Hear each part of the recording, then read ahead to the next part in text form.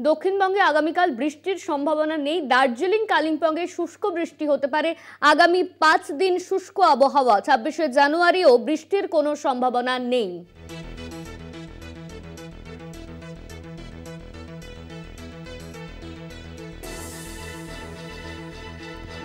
আজকে weather system যেটা রয়েছে, প্রথমে হচ্ছে যে বে থেকে প্রচুর ময়েশ্চার ঢুকছে আমাদের রিজনে।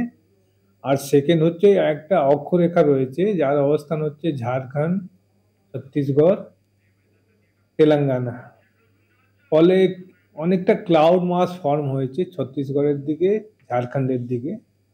স্লোলি আমাদের রিজনে, বিশেষ করে কলকাতার দিকে মুভ করছে।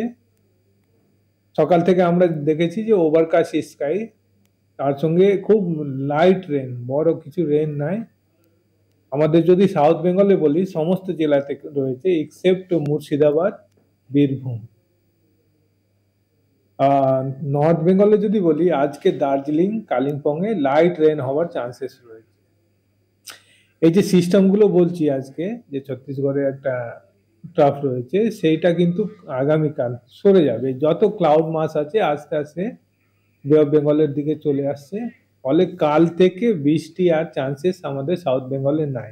যা হওয়ার আছে বৃষ্টি আজকেই হবে।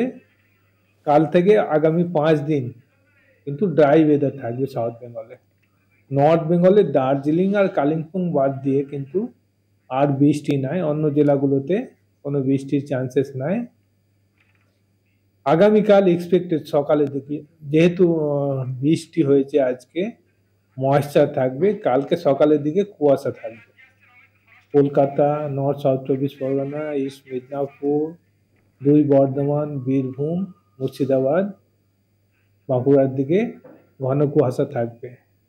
সকালের পর কিন্তু ইমপ্রুভ করে যাবে।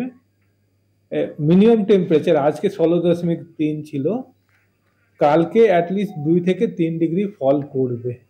অর্থাৎ কলকাতাতে আগামীকাল 14-র কাছাকাছি আমরা এক্সপেক্ট করছি। এই যে টেম্পারেচার ফল হবে 14 ডিগ্রি, এখন কয়েকদিন চলবে।